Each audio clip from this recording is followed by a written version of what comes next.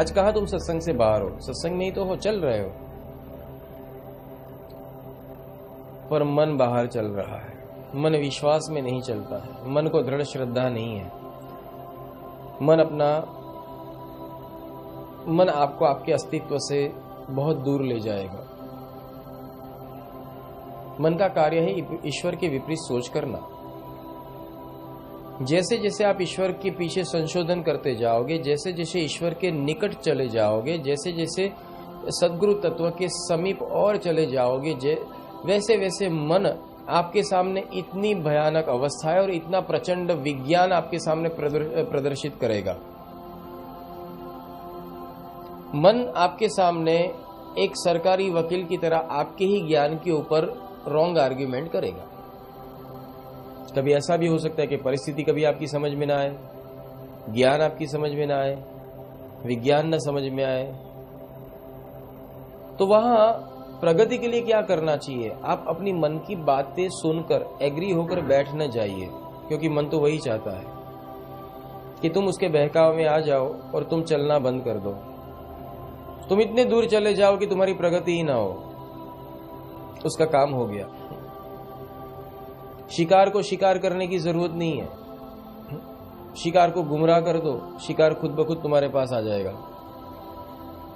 शिकार को लालच दे दो, शिकार तुम्हारे पास आ जाएगा। तुम अगर माया में के लोलुप हो, तुम्हें लालच बताई जाती है, कभी कभी देखना ये अवस्थाएं होती है। और वो कब आती है? जैसे कहा कि विचार के आक्रमण होते, वो कब होते जानते हो? जब आप अपने लक्ष्य से दूर रहते हो और अकेले बैठते हो बिना प्रवृत्ति के,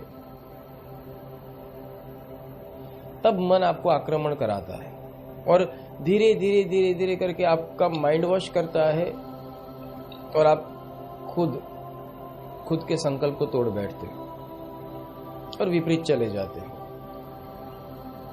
अगर इतनी सी बात समझ में आ जाए कि ये मेरे अंदर बैठकर मुझे गुमराह कर रहा है और मुझे इसका नहीं सुनना है, दैट्स ऑल। जो लक्ष्य लिया है वो पूरा करना है। आध्यात्मिक जगत के अंदर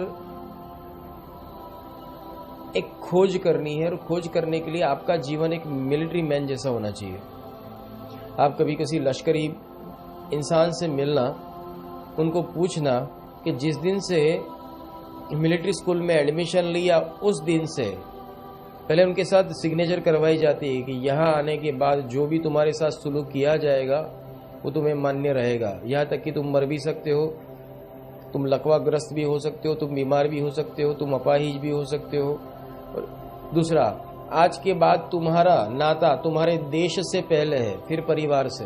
परिवार कोई अहमियत नहीं रखता। तीसरी बात, तुम्हारे जीवन का लक्ष्य सिर्फ देश की रक्षा करना है, इसके सामने कोई बात मायने नहीं रखेगी। और चौथी बात, देश से गद्दारी अगर की तो सजाए मौत है। कोर्ट मार्शल किया जाएगा और सजाए मौत वो मुकर्रर की जाएगी। पर वहां मिलता है पैसा। तुम्हारे पास परिवार की जिम्मेदारी है, उनको पैसे भिजवाने हैं, उनको मेंटेन करना है।